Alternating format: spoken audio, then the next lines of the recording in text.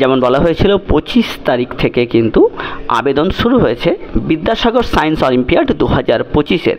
তো কিভাবে তোমরা স্টেপ বাই স্টেপ আবেদন করবে, নিয়ম কি কিছু পরিবর্তন হয়েছে কিনা? যেমন বলা হয়েছিল যে প্রথম 5 জন যে ছাত্র বা ছাত্রী একটি স্কুলের যারা 8 থেকে 9-এ পরীক্ষা দিয়ে পাশ করেছে সেই ছাত্রছাত্রীরাই আবেদন করতে পারবে, এবং এই আবেদন পদ্ধতি সম্পূর্ণ হবে কিন্তু হেডমাস্টার মশাই বা অ্যাসিস্ট্যান্ট হেডমাস্টার মশাইয়ের তত্ত্বাবধানে। অর্থাৎ তারা যদি সার্টিফিকেট না দেয় তাহলে কিন্তু সেটা অ্যাপ্লিকেশন করতে পারবে না। তো বন্ধুরা দেখে নিই আবেদন করার পদ্ধতি। তোমরা দেখো এখানে যখনই jbsnsts.ac.in-এ যাবে তখনই দেখবে যে ট্যালেন্ট সার্চ এক্সামিনেশন 2024 এখানে বিদ্যাসাগর সায়েন্স অলিম্পিয়াড আছে। সেখানে ক্লিক করলে তোমরা দেখতে পাবে যে এখানে বিদ্যাসাগর সায়েন্স অলিম্পিয়াডের Jagadish post national talent search 2025 দেখাচ্ছে। এইখানে তোমাদের ক্লিক করতে হবে, গিয়ে দেখতে হবে যে লেয়ার 1 এক্সামিনেশন যে নোটিফিকেশানটা সেটা তোমরা ডাউনলোডও করতে পারবে, এখানে ইয়েলো কালারে দেখো। আচ্ছা, তারপরে তোমাদের এখানে যেটা এখানে দেখানো হয়েছে যে কিভাবে এইচএম এবং স্কুলরা এই অ্যাপ্লিকেশন প্রসিডিওরটা স্টেপ বাই স্টেপ সম্পূর্ণ করবে। প্রথম কাজ হচ্ছে তোমরা যারা প্রথম থেকে 5 জনের মধ্যে আছো তারা অ্যাসিস্ট্যান্ট মাস্টারমশাই, হেডমাস্টারমশাই সবাইকে এদের যে কোনো একজনকে জানাবে।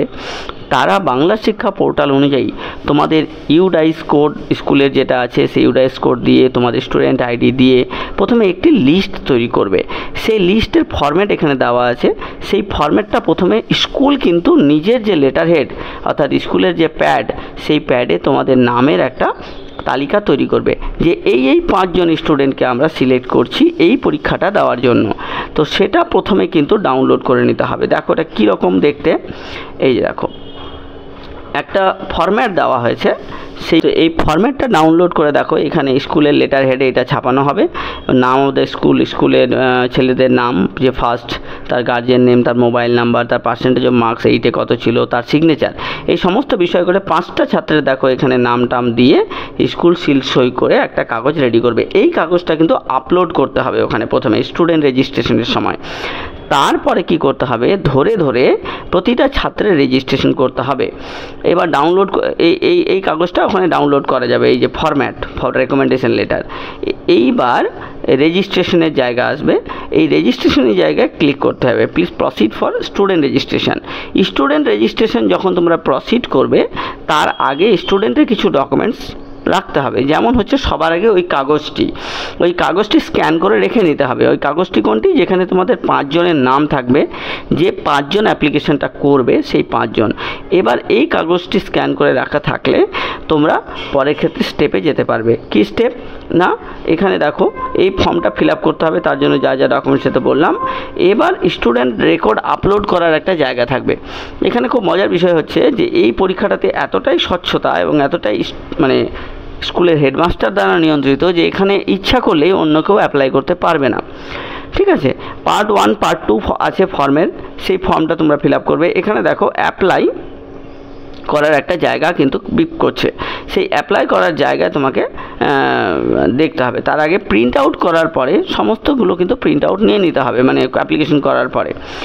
এবার দেখো অ্যাপ্লিকেশনের জায়গা যেখানে ব্লিপ করছে, যে apply online for Vidyasagar science olympiad, এটাতে যখনই আমি অ্যাপ্লাই করব তখনই কিন্তু একটা আলাদা উইন্ডো খুলে যাবে এবং সেই উইন্ডোতে বলবে যে এখানে রেজিস্ট্রেশন করুন, স্টুডেন্ট রেজিস্ট্রেশন। তার আগে স্কুলের ডাইস কোডটা চাইবে। অতএব তোমরা যদি কম্পিউটার দোকান থেকেও অ্যাপ্লাই করো তাহলে স্কুলের ডাইস কোডটা কিন্তু হেডমাস্টারের কাছ থেকে চেয়ে নেবে। যদি অনেক সময় স্কুল এটাতে এন্টারটেন করে না, বলে যে বাইরে থেকে করে নাও, আমরা লেটার হেডটা বানিয়ে দিচ্ছি, সেই ক্ষেত্রে তোমাকে যে স্টুডেন্ট আইডিটা জানতে হবে এবং স্টুডেন্ট আইডি এবং স্কুলের ইউডাইস কোড, এই দুটো জানলে তবেই তোমরা অ্যাপ্লিকেশনটা করতে পারবে। এবার যখনই তোমরা ইউডাইস কোড দিয়ে ওখানে ভিতরে ঢুকবে তখনই তোমরা দেখতে পাবে নিজের স্কুলের নাম, কারণ প্রত্যেকটা স্কুলের একটা নিজস্ব ইউডাইস কোড আছে এবং সেই নাম তোমাদের অলরেডি আছে। সেখানে হেডমাস্টার মশাইয়ের নাম, রোল নাম্বার, নাম, ফোন নাম্বার, অ্যাড্রেস এগুলো ভরতে হবে। দেখুন একটা ইউডাইস কোড দিয়ে আমি নিজের স্কুলেরটা এখানে ঢুকিয়েছি। ঢোকার পরে কিন্তু এখানে স্কুলের নাম দেখাচ্ছে এবং সেখানে ছাত্রদের নাম একটা একটা করে 5 জনের নাম কিন্তু এখানে ভালো করে দেখো আমি এখানে জুম করার চেষ্টা করেছি। সেখানে হেডমাস্টার মশাইয়ের নাম, ডিটেলস, ফোন নাম্বার দেওয়ার পরে সাবমিট করলে স্টুডেন্ট ডিটেলসটা খুলে যাবে। ঠিক আছে, এখানে ঠিক বোঝা যাচ্ছে। সেই জন্য এই পরীক্ষার ক্ষেত্রে হেডমাস্টারমশাই শেষ, এবং হেডমাস্টারমশাই শেষ কথা, হেডমাস্টারমশাই বা টিআইসি তিনি যদি না চান তাহলে কিন্তু এই অ্যাপ্লিকেশনটা হবে না। এবার কথা হচ্ছে ছাত্রছাত্রীরা এই জন্য একটা সময়বদ্ধ অনুরোধ করে এই অ্যাপ্লিকেশনটা করতে বলবে। এবং এখানে দেখো একটা জায়গা আছে যেখানে এটা আপলোড করার জায়গা, যে ফর্মটা তোমরা প্রথমে বানালে, এই যে চুজ ফাইল বলে একটা জায়গা আছে, সেখান থেকে কিন্তু এটা করতে পারবে। তো বন্ধুরা, এই ছিল আজকের ভিডিও। তোমরা অ্যাপ্লিকেশনটা করো, যে কোনো কম্পিউটারের দোকান তোমাদেরকে হেল্প করবে এই ব্যাপারে। আর কোনো নিয়ম পরিবর্তন হয়েছে কিনা তার জন্য আমরা পরবর্তী ভিডিও করছি। হ্যাঁ, কোনো নিয়ম তো আর আলাদা এমন করে পরিবর্তন হয়েছে কিনা সেটা আমরা পরে ভিডিওতে জানাবো। তো দেখা হবে পরে কোনো ভিডিওতে।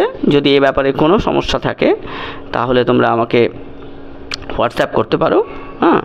হোয়াটসঅ্যাপ নাম্বারে ডেসক্রিপশানে দেওয়া থাকবে। ধন্যবাদ।